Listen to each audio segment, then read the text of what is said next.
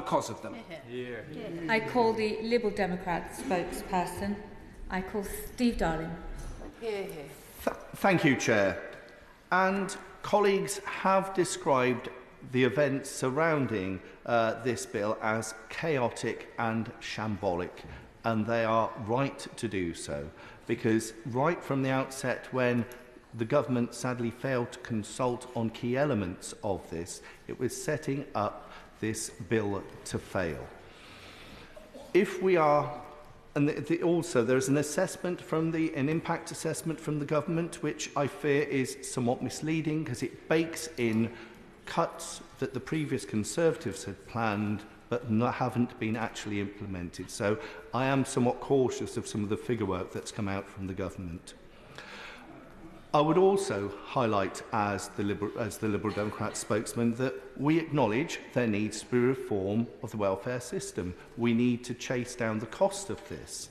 But this is not the way to do it. You invest to save is the way that you make serious change around these matters. And one of the investments that we need to be undertaking is in our NHS. And whilst we welcome the investment that is occurring in the NHS, we know, and I know from my constituency in Torbay, there are still people with long-term illnesses who are stuck on universal credit because the health interventions have not happened with them that desperately need to happen. We also need to be alive to the challenges that we've got in our employment market. We should not take a siloed approach around to this matter. We should take an approach that's holistic and says, how can we fix the whole system? And so therefore, as Liberal Democrats, we do truly welcome the Charlie Mayfield review.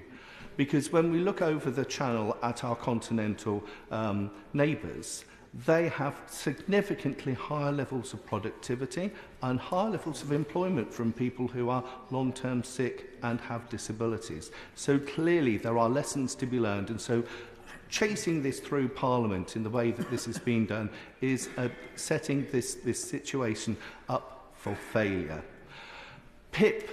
Well, it's bizarre, isn't it, that there's an amendment here taking PIP off the label of this bill, and rightly so. And I would welcome the fact that a number of Labour members stood up and were counted around this and saw this off, because I found it particularly abhorrent the way that a number of ministers kept on suggesting that PIP was kind of like hinting that it was an out-of-work benefit, where actually the reality is it often helps people get into work because they're able to get themselves in the right place to be able to get out there and work. Now, I fear that one of the ministers who is very well respected is effectively being used as a human shield by undertaking the Timms review, because he is well respected, but we still have significant questions around this Timms review, because whilst we have massive respect for him as a minister, we fear that it is putting the cart before the horse. We need to make sure that there is true engagement with disability groups, and also ensure that we are hearing from carers as part of those views, and it isn't just a tick box exercise that I've heard from members elsewhere.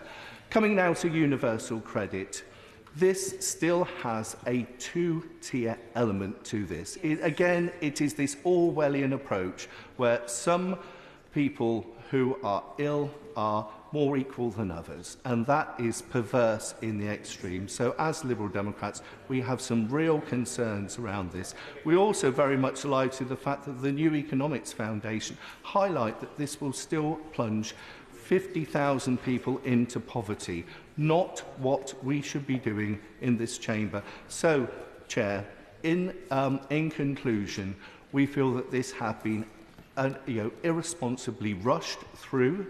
If we're serious about helping some of the most vulnerable people in our communities, the best way to do it is engage with them, take time and get the right results for them.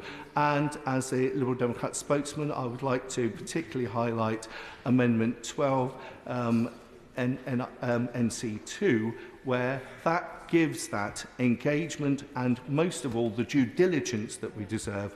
Otherwise, I would encourage colleagues to vote against this bill tonight. Thank you, Chair. Call the